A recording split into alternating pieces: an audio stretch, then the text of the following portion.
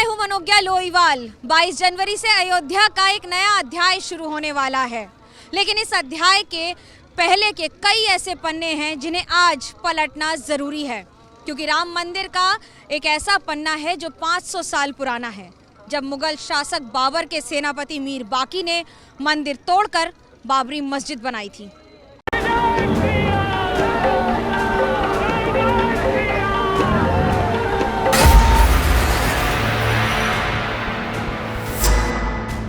रामलला की प्राण प्रतिष्ठा ने पूरे देश का माहौल राममय कर दिया है।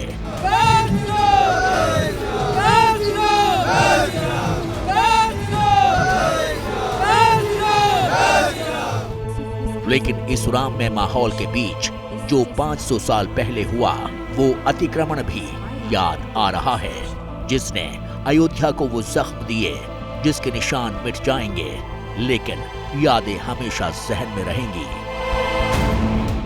क्योंकि ये अतिक्रमण न हुआ होता तो ये संघर्ष न होता, रामलला को अपनी अयोध्या से दूर न होना पड़ता।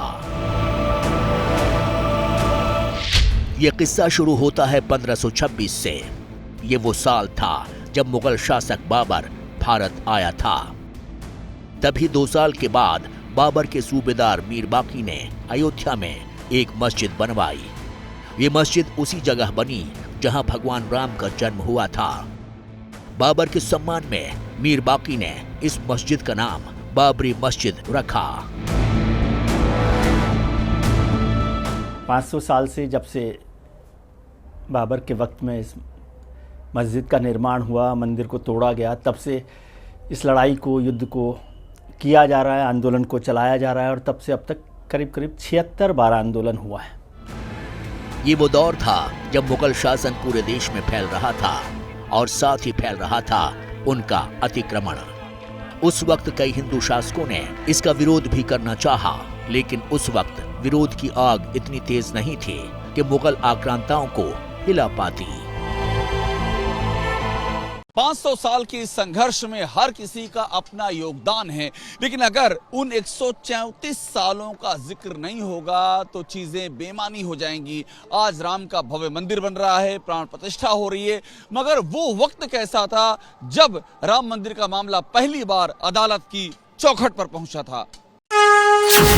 134 साल की कानूनी लड़ाई 1885 से 2019।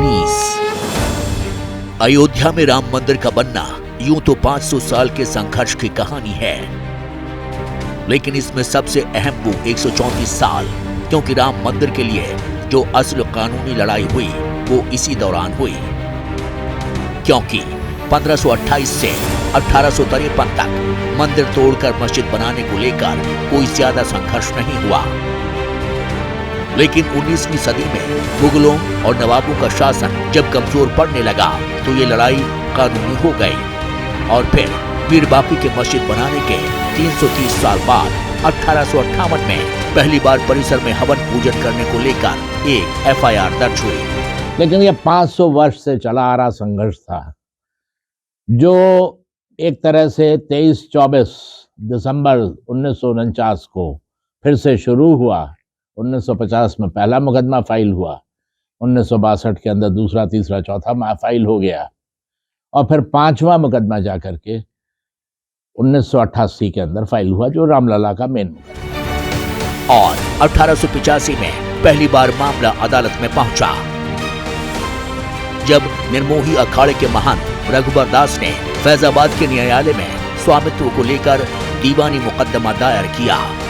दास ने बाबरी ढांचे के बाहरी आंगन में स्थित राम चबूतरे पर बने अस्थायी मंदिर को पक्का बनाने और छत डालने की मांग की। जज ने फैसला सुनाया कि वहां हिंदुओं को पूजा अर्चना का अधिकार है, लेकिन वो जिला अधिकारी के फैसले के खिलाफ मंदिर को पक्का बनाने और छत डालने की अनुमति नहीं दे सकते।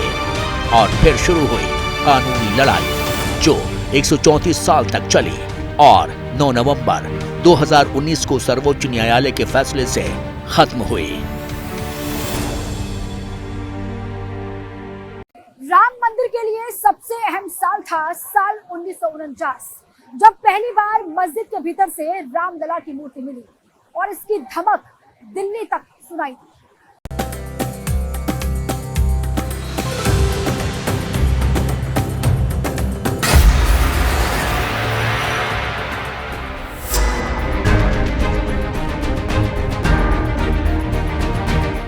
राम मंदिर को लेकर कानूनी लड़ाई तो 1885 से शुरू हो गई, लेकिन 1949 को 22 दिसंबर की रात जब बाबरी मस्जिद के अंदर से अचानक भगवान राम की मूर्ति प्रकट हुई तो कहानी बदल गई। जो हिंदू धर्म के साधु संत थे कुछ लोग, उन्होंने उस रात को, बहुत अंधेरी रात थी, बारिश की रात थी, वहाँ पर मूर्तियाँ रख दी गई थी। वहाँ जो पुलिस ऑफिसर थे, सिक्योरिटी ऑफिसर थे, वो मुस्लिम थे। सुबह उन्हें पता चला तो उन्होंने इस बात की जानकारी दी, फिर डीएम को जानकारी दी। मिस्टर नैयर वहाँ पर डीएम हुआ करते थे, उनको इस बात की जानकारी दी, लेकिन उन्होंने नहीं हटाया था उसको, मूर्ति को, और वहाँ से प्रतिमा वहाँ पर रखी गई। वो 22-23 दिसंबर की दरमियानी रात थी। शांत हवा की एक परत ने अयोध्या को कंबल की तरह ढक दिया था। तभी विवादित ढांचे के अंदर रामलला प्रकट हुए और आसपास के कई गांवों में लोगों तक ये संदेश पहुंच गया कि रघुकुल कुलभूषण बाल रूप में जन्मभूमि स्थान मंदिर के गर्भगृह में पधार चुके हैं। सुबह जब पुलिस पहुंची तो सैकड़ों राम भक्तों की भीड़ जमा हो चुकी थी, जो दोपहर तक बढ़कर 5000 से ज्यादा तक पहुंच गई। ये पहली बार था जब राम मंदिर की आवाज दिल्ली तक सुनाई दे रही थी। तब गोपाल सिंह विशारद ने पूजा करने के लिए फैजाबाद अदालत में याचिका दायर की तो हाशिम अंसारी ने भी अदालत का दरवाजा खटखटा दिया। बात बढ़ती देख सरकार ने उस स्थान पर ताला लगा दिया। राम मंदिर का मसला अदालत तक पहुंच चुका था। अपील और दलील के बीच अभी भी मंदिर का ताला खुलना बाकी था। और फिर आया 1986 का वो साल जब पहली बार राम मंदिर का ताला खुला। जब खुला मंदिर का ताला 1949 में मस्जिद में जब रामलला प्रकट हुए तो उन्हें दोबारा चबूतरे तक लाने में देश प्रदेश की सत्ता के पसीने छूट गए। लेकिन धर्म और राजनीति का जो खेल 1986 में शुरू हुआ वो अलग था, क्योंकि फिर आई 1 फरवरी 1986 की वो तारीख जब पहली बार राम जन्मभूमि का ताला खोला गया। उस वक्त देश के प्रधानमंत्री राजीव गांधी थे। वो इस वक्त अपनी पॉलिटिकल करियर की सबसे बड़ी और सबसे कड़ी परीक्षा दे रहे थे। जब राजीव गांधी की सरकार थी और उससे पहले शाहबानों के मामले में राजीव गांधी सरकार ने सुप्रीम कोर्ट के फैसले को बदल दिया था, तो उन्हें लगा कि मुस्लिम कट्टरपंथियों को तो खुश कर दिया गया, अब हिंदुओं को कैसे खुश किया जाए, तो राम जन्मभूमि का ताला खोलने का फैसला किया गया। और फैजाबाद कोर्ट में अपील की गई, फैजाबाद कोर्ट ने उसको रिजेक्ट कर दिया। फिर दोबारा से वहाँ पर अपील की गई और उसके 4 घंटे के भीतर फैजाबाद कोर्ट ने इजाज़त दे दी कि ताला खोल दिया जाए। राजीव गांधी ये जानते थे कि उन्हें दशकों से चले आ रहे राम मंदिर के सवाल को बैलेंस करना होगा। इसके बाद राजीव गांधी ने उस समय के यूपी के तत्कालीन मुख्यमंत्री वीर बहादुर सिंह पर दबाव डाला कि बाबरी मस्जिद के ताले को खोल दिया जाए।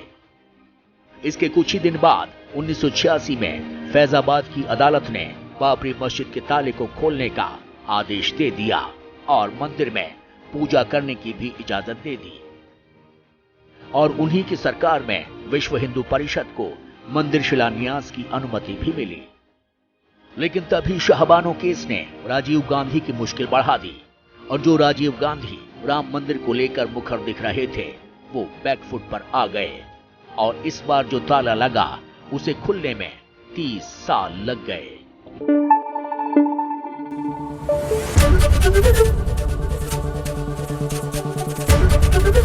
एबीपी न्यूज आपको रखे आगे।